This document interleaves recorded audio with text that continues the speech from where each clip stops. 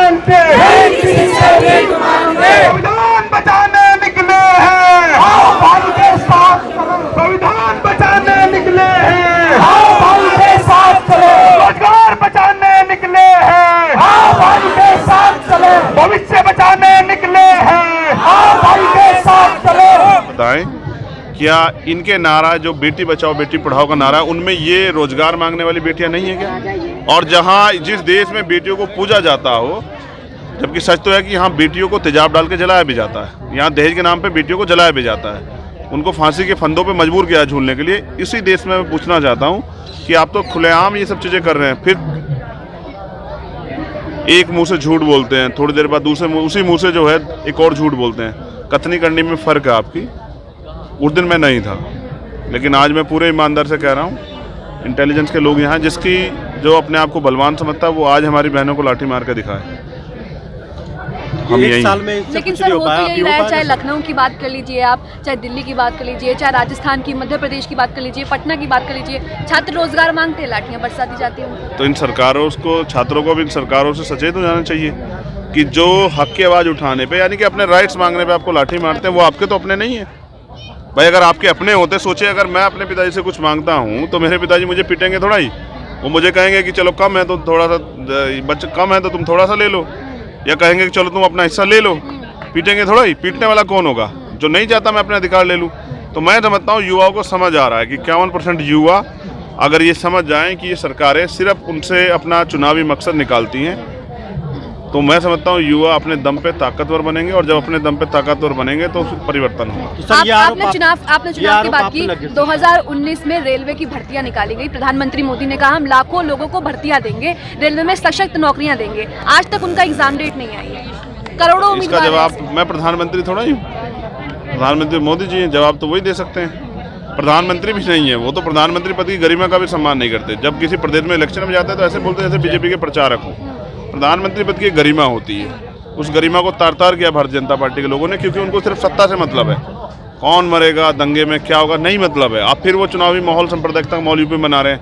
अब उनको ये नहीं पता कि वहाँ चंद्रशेखर आज़ाद हैं, वहाँ लोग झगड़ेंगे नहीं। सर अभी आपने कहा कि स्टूडेंट को या युवा को रोज सरकार यूज कर रही है वोट के लिए, आपका भी तो इसमें नाम आ सकता है सर? नहीं, मैं तो कर रहा हूँ यूज इनको, मैं कहीं झूठ थोड़ा कह रहा हूँ। मैं इनको यूज कर रहा हूँ इनके अधिकारों के लिए, कि अपने अधिकारों के लिए लड़ें। सोचे ना ये यहाँ क्यों आए, ये खुशी से आए यहाँ? नहीं। आंदोलन में कोई अपनी मर्जी से बैठता है? क्या इनके परिवार नहीं है? क्या इनके भाई बहन माँ बाप नहीं है? क्या इनके कोई सपने नहीं है? क्या ये यहाँ क्यों हैं? क्या इनको अपने जीवन को जीने का अधिकार नहीं है? तो किसने इनको यहाँ बेबस किया, मैंने या सरकार ने? तो मैं इनको यूज नहीं कर रहा, मैं इनको सिखा रहा हूँ कि हक के लिए लड़ना पड़ता है, और जो लड़ता है वही जीतता है। वो कभी नहीं जीता जो घर में पड़ा रहा हो। अगर ये सब बच्चे, जितने बच्चों को नौकरी चाहिए, जिस दिन वो सारे इकट्ठे होकर यहाँ बैठेंगे, तो 5 दिन में मैं प्रधानमंत्री और देश की सरकार से नाक रगड़वा दूंगा। मैं इनसे पूछूंगा कि ये चाहते क्या है। अभी तो आज तो मैं इनके बीच आया इनके सुनने के लिए, आज हम लड़ने के लिए थोड़े आए।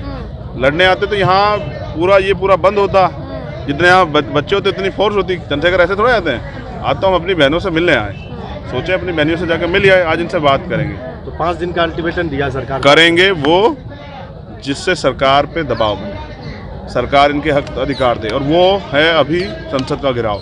सर किसानों को डेट तय करके बताएंगे। किसानों को 14 महीने लग गए दबाव बनाने। 14 महीने, 1 साल के करीब का समय था। 3 महीने सिर्फ पंजाब के लोग बैठे थे, बाकी 1 साल से पूरे देश के किसान बैठे थे। इनको भी 1 साल होने जा रहा है, उनकी भी मांग पूरी, उनकी भी हो जाएगी। मैं तो आशावादी व्यक्ति हूँ। 69 शिक्षक भर्ती जो थी उसमें भी हम लोग आशावादी थे। अब देखो सरकार ने कह दिया कि हम इनका हल निकाल रहे हैं, 1 हफ्ते में निकाल देंगे। मैं इन बच्चों को भी कहता हूँ आशावादी हो जाओ, और जो लोग घर बैठे हैं वो भी आ जाओ।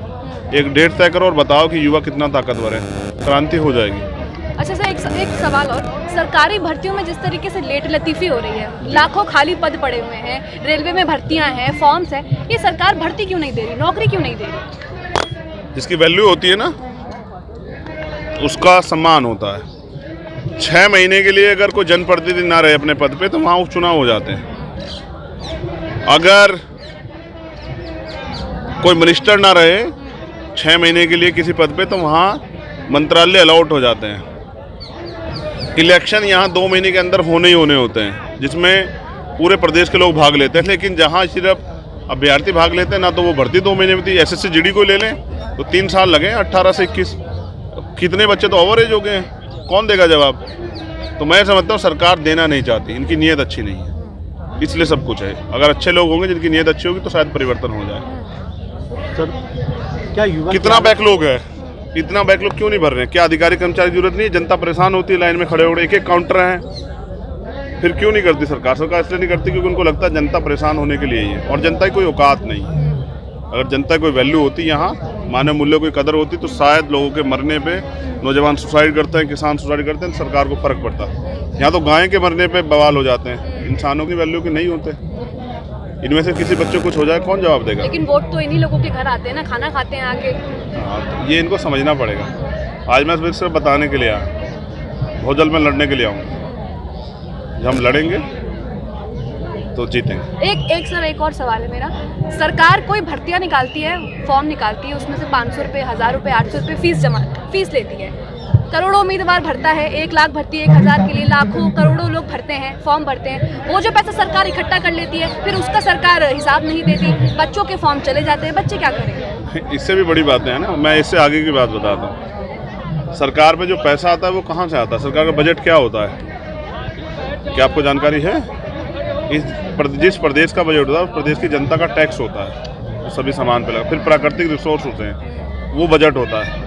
उसी पैसे की योजना बना के जनता को देते हैं और कहते हैं कि देखिए हमने आपको ये दिया, कमाल है, हमारा पैसा हमें देते हो। ऐसे लोग जागरूक नहीं है। जो बच्चा सिलेक्ट ना हो उसके पैसे वापस करने चाहिए, या एक फिक्स अमाउंट की इतना खर्च हो जाएगा, इतने में हम लोग काम करेंगे, बाकी हम आपको वापस लौटाएं। क्यों नहीं करते हैं? चुनाव में तो जमानतें जब्त होती है ना, तो उसमें भी एक अमाउंट तय किया जाता है। जो जिसकी जमानत जब्त से ज़्यादा का काम जो कर जाता है उसकी जमानत वापस मिल जाती है।